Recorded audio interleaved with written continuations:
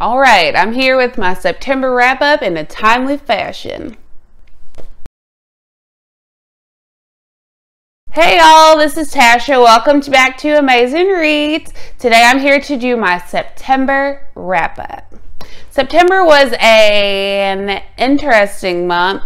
By the 15th, I had only read like 2 books, and then I just banged out a bunch of books at the end of the month. So I ended up reading 13 books total in the month of September. So I'm very impressed with myself because September is notoriously not a good reading month for me. So without further ado, I will start into the books that I've read. First book that I finished in the month of September was Harriet the Spy. This is a part of my project with Star from At Home with the Book blog, where we each pick a childhood favorite and we each read both of them, and then we send our before thoughts, and then we send our after thoughts, and then we make a blog post. So I will link that blog post down below. Harriet the Spy is a story of Harriet who lives in New York, and she has a nanny. Her parents aren't really that involved in her life, and she's just kind of trying to figure out things. So she has this notebook where she writes down all of her observations in it because she says she wants to be a writer when she grows up, but her nanny told her to take notes about everything that she observes to be a good writer.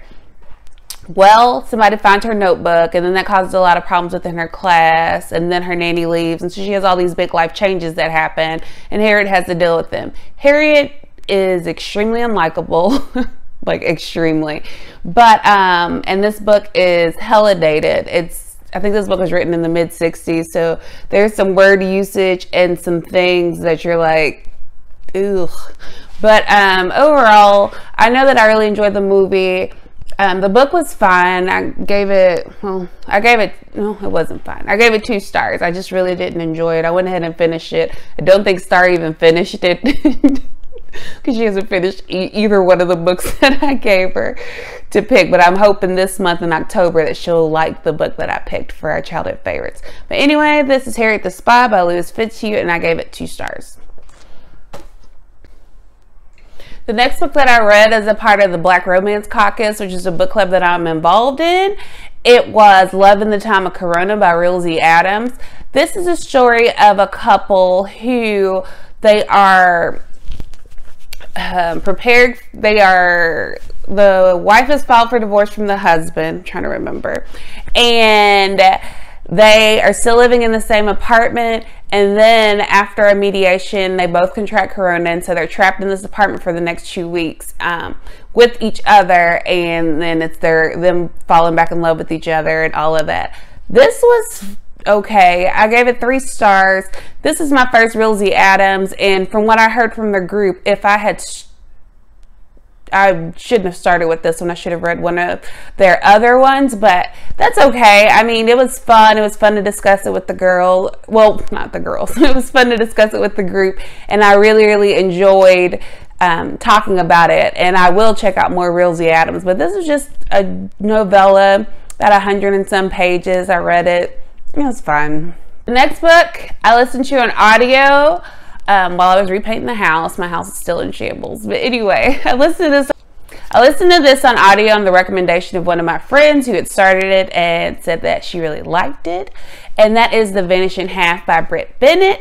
I've heard a lot of people talk about this. This is a story of 2 sisters. I think their names are Stella. I know one of them is Stella. And what was the other one's name? And Desiree, Stella and Desiree. And this is multi-generational, and they live in this town where everybody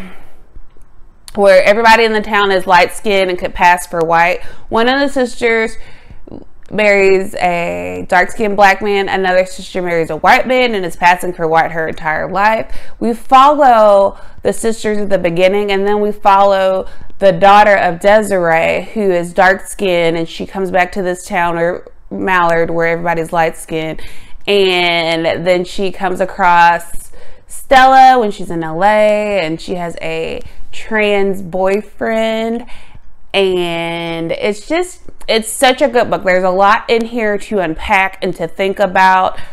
I really enjoyed the writing of this. I enjoyed Britt Bennett's writing in The Mothers, but The Mothers as a story was just not something that I connected with. But I really connected with this story, and I really did enjoy all of the things that she explored and how she explored them.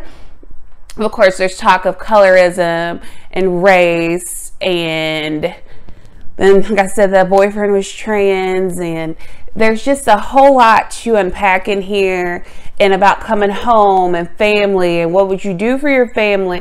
And I really especially like the ending because it wasn't the ending that I wanted, but it was the ending that I needed.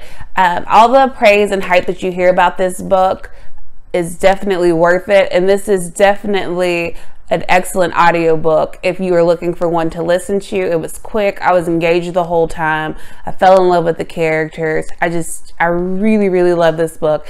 And I ended up giving this one, let me see. Yep, 5 stars. I gave it 5 stars. The next book I read for another book club that I'm in is If It Bleeds by Stephen King. This is a short story collection. It's his newest one. I have never read Stephen King, so I did not know what to expect. Overall, in general, I really did enjoy all of the stories. I like the characters. One of the stories is a spinoff from The Outsiders. That was the longest one in the collection. And I have never, like I said, I've never read any King. But as they say, his endings do leave something to be desired, even in short form. But overall, I mean, it was readable. I got through it pretty quickly, and I really did enjoy my experience reading it. It does make me interested to read more from him, but I don't know how soon I will. And plus, I'm a big chicken, so I need to be careful what I read because, you know, I like to sleep. I ended up giving that one, let's see, I gave it 4 stars. The next book, oh my gosh, I'm so sad about this book. I listened to this one on audio also over pretty much a good chunk of September. And I'm so sad about it. And that book is The Damned by Renee Ahdieh. This is a sequel to The Beautiful. And we follow Celine after the events of The Beautiful, and she's trying to figure things out and all of that. I don't know, like, I don't know. This just was not it for me. I wanted so much more from this. I wanted more action. The writing was fine. I don't mind Renee Ahdieh's flowery, extensive writing. That's fine. But just like the plot, I didn't care. And then like I was listening and I was just like, this has to get better. And it just didn't for me. I really love The Beautiful. I like the murder mystery of The Beautiful. I liked the low-key way that the vampires were introduced in The Beautiful. I liked all of that. But this, vampires was everywhere in there. Also, we got to meet some of the other creatures and kind of learn about how they came about. But I didn't care. So this got 2 stars. I'm so sad. I probably will continue only for the simple fact that I really care about Celine and Bastian and I want to know what happens with them. I really like their romance, but this just wasn't it for me. The next book I read, I did a full review for the Hero Voices blog tour, and that was Image for Melanin by Tiffany Rose. Yeah. And I gave this 5 out of 5 stars. This is a children's picture book, children's picture alphabet book, and it was beautifully illustrated. I liked the emphasis on black girl magic, black boy joy. I just really enjoyed this. I have a whole minute-long review for this, so I'll link that up above. And I gave this 5 out of 5 stars. It was amazing. I love this picture book. I've been recommending it to my friends and everything. Next book that I read was also for a blog tour, and I have a full video for it that I will link up in the cards, and that is Loretta Little Looks Back. This is a middle grade story that talks about it starts, oh, I almost forget the dates. It starts at the turn of the century, and it goes through the 1960s, and it talks about sharecropping. And we start with the first character, who is a sharecropper with her dad and her brothers, and we go through her storyline. And then the second character is her adopted brother that they found, and we go through his storyline. And then the third character is the daughter of the brother, and we go through her storyline. So we get to hear about sharecropping, voter suppression, the civil rights movement. All of that is in this book, and the way that it's told in vignettes, and there's also bits of poetry in here, and also small illustrations throughout. I thought this is a great way to introduce this information to children.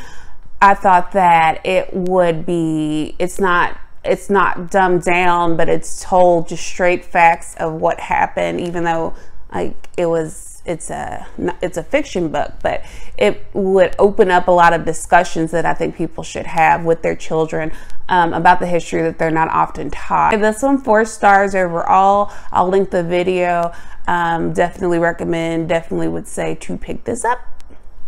The next book that I read is The Backstagers Volume 1. This is a graphic novel series that follows a new kid who joins the tech team at the theater at his new school, and there's a whole crew of them that do the tech for the school, and strange stuff happens in there. It's the backstage is like crazy, and there's tunnels and alternate dimensions, and you can get lost, and it was fun. It was cute. I enjoyed the art style, the storyline. I will continue with this graphic novel series. I definitely enjoyed all of the characters and everything that happened, so I ended up giving this one 4 stars. The next book that I read was If Beale Street Could Talk by James Baldwin. This is my first James Baldwin that I read, and it definitely will not be my last. This is the story of Tish and Fonnie, and they grew up together. They're childhood sweethearts. At this point in the story, they're like 19 and 21 or something like that. And Fonnie is in jail at the beginning of the story, and Tish is going to see him, and she tells him that she is pregnant. So we follow the story of their families. We get flashbacks of when they were growing up, and we get flashbacks of when they were growing up and when they were together. And I really did enjoy the narrative. It's told in a stream of consciousness, which is not always my favorite way to consume a story. I don't generally like stream of consciousness novels. However, this was so good. I really enjoyed it. I liked his social commentary about things with Black people and the police, and how corrupted the system is. And it's crazy to me that this is still so relevant today, but it is. The book takes place in 1970, like 74, 75, I think. And everything is just so well done, and I really, really enjoyed this. I'm going to do a full video on this and the movie here pretty soon, so be looking out for that. And I ended up giving this 5 out of 5 stars. Definitely will be trying to read everything that James Baldwin has written. The next book that I read, and this is for the Childhood Favorites Project, that blog post just went up Friday from the day I'm filming this, so a couple days ago. And the first book for our childhood favorites for September, I think I said, yeah, this is for September. And it is Dear Mr. Henshaw by Beverly Cleary. This follows Lee Botts, who is writing letters to his favorite author after reading one of his books. He starts writing them to his author when he's in like the 4th grade. By the end of the book, he's in like the 6th or 7th grade. And he's been writing to this author over the years. And he's also he started a diary because he wants to grow up to be a famous writer. All while this is going on, Lee is dealing with the divorce of his parents, his dad basically disappearing after the divorce, and him and his mom's lifestyle changes, him adapting to a new school, his lunch is getting stolen, and he's just dealing with all these emotions of all these external things that are happening. in addition to just the normal internal things that happen when you are 11, 12 years old. Okay, my camera cut off. The angle may be different. Sorry. Anyway, so we were talking about lead bots. I have a full blog post for this one and another book that's in here with our childhood favorites with Star from At Home with the Book. I'll link her blog down below. I really enjoyed this. I had never read it. I gave this one 5 out of 5 stars. I would die for lead bots. I love him. I love him to death. The next book that I read, and this video went up on Saturday from when I'm filming, so yesterday, and that is Superpowered by Renee, Jain, and Dr. Shefali Tsabari. And I did a full review of this for the Hero Voices blog tour. This is a interactive book, workbook type thing that helps to find coping mechanisms for anxious feelings, and I just really enjoyed it. I won't go into super detail about it because, again, like I said, I have a full review for it up on my channel, so I will link that down below. You should go check it out. Definitely enjoyed this. Gave this 4 stars. The next book that I finished was the other book for the childhood favorites for September, and that was Flowers for Algernon by Daniel Keyes. This is another book that, well, basically what happens in this is that Charlie is mentally disabled. He has an IQ of 68, and they have been testing this neurological surgery on a mouse, and they saw his IQ increase, so they were ready for their first human test subject, and Charlie was attending the school, and Charlie got selected to be the test subject. So he gets this surgery that improves his IQ, but it happens really fast, and all this stuff happens. I love this book. I really did. I ended up giving it 4 stars. I enjoyed the writing, the way that everything is told in progress reports written by Charlie. So you get to see his intelligence increase through the narrative of those progress reports and the word choices and the extent of them and the way that his mind is working and all of that. I really enjoyed that. I thought that it was very well written. The ending made me cry because, of course, it did. Star jokes that it's probably so emotional because I only read sad books. But that's not true. I read fun books too. But I just really remember this going around the 6th grade. The writing is what was most impressive to me. This book is also hella dated. They do use the R word. They call mentally disabled people morons.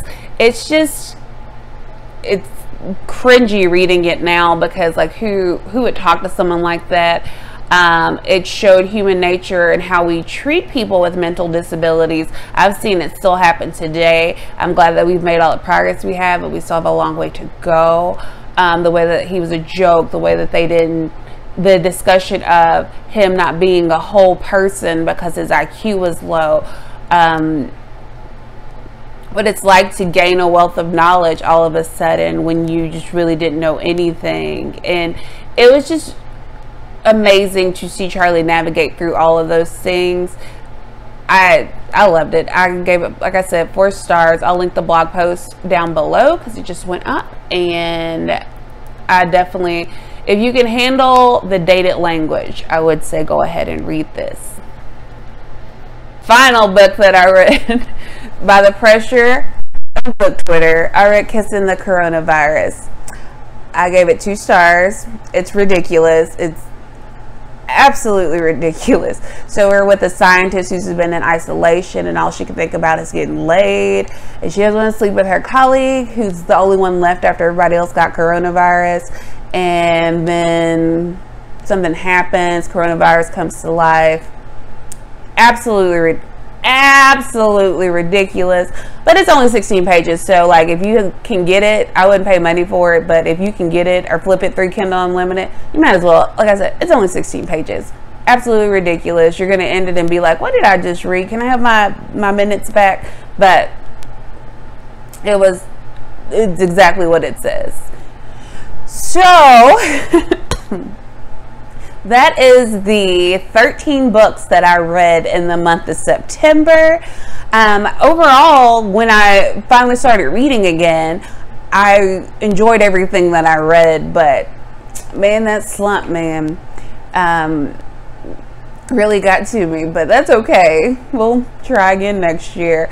My favorite read for the month, I think, would have to be, I can't not say this one. Oh, but my favorite read for the month was The Vanishing Half and If Beale Street Could Talk. Those two are the ones that have the most impact on me, that I still think about, that I still talk about, that I'm still recommending. So I would say those two, this one and If Beale Street Could Talk, are the two that really had the most impact on me for the month of September. Question, what was your favorite read for September? Leave it down in the comments below. And that's everything that I have for this video. So if you liked it, go ahead and give it a thumbs up. Comment down below, subscribe to my channel, follow me on social media, all the things, and I will see you all in the next video. Bye.